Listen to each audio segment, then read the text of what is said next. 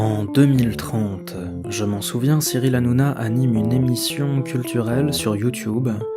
Il y a des chanteuses minces et des acteurs bien coiffés.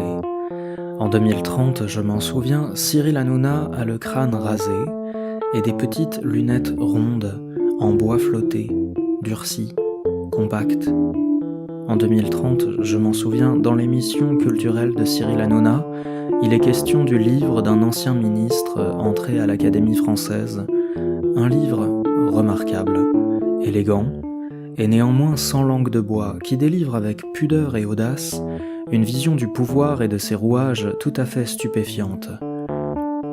C'est le livre d'un homme de conviction, un homme que la politique aurait pu broyer, mais qui a su rester fidèle à son histoire, à ses valeurs.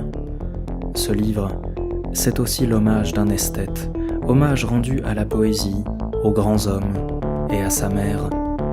En 2030, je m'en souviens, l'ancien ministre entré à l'Académie française répond aux questions bienveillantes de Cyril Hanouna dans un studio climatisé, tandis qu'au dehors, Paris brûle par 51 degrés.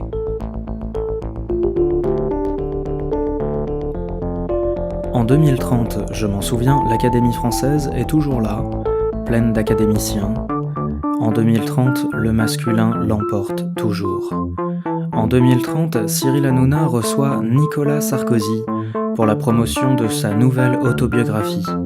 Instant émotion, montage d'archives, audience stable pour un homme sulfureux que l'on adore détester en 2030. Un homme à qui la vie et les plus hautes fonctions de l'État n'ont pas épargné les scandales, mais enfin, un leader charismatique, un homme solide, un monument qui s'est donné corps et âme à ses fonctions. En 2030, Cyril demande à Nicolas « Vous semblez être un homme très attaché à l'idée de famille, un homme de famille. » Et Nicolas valide modestement « Oui, un homme de famille en 2030, plus que jamais, c'est important. »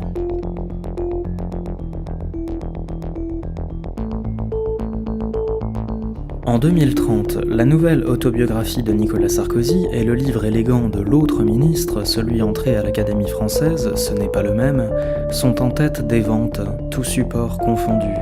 En 2030, je m'en souviens, il y a de nombreux supports pour satisfaire tous les usages et tous les usagers, tandis qu'au dehors, Paris brûle par 51 degrés.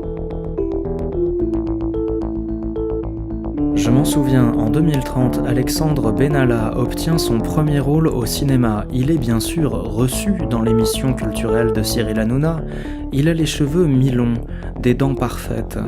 En 2030, Alexandre parle de sa passion pour le cinéma et du sentiment de reconnaissance qu'il habite. Il peut concrétiser ce rêve de gosse, c'est une chance inouïe, un grand bonheur surtout de travailler avec un réalisateur subversif et engagé qu'il admire depuis toujours, Mathieu Kassovitz. En 2030, Cyril Hanouna reçoit en deuxième partie d'émission une femme extraordinaire. Une femme divine, exquise, par sa force de caractère, par son éblouissante beauté, elle n'a cessé d'inspirer des générations de jeunes femmes. En 2030, elle sort son nouvel album, audience record pour Kim Kardashian. En 2030, Cyril se lève pour l'accueillir, il est ému, on le sent ému, il le dit, il assume. Je suis ému devant Kim Kardashian, que l'on devine dans ce nouvel album apaisé. L'album de la maturité peut-être, et Kim valide modestement, oui, être apaisé en 2030, c'est important.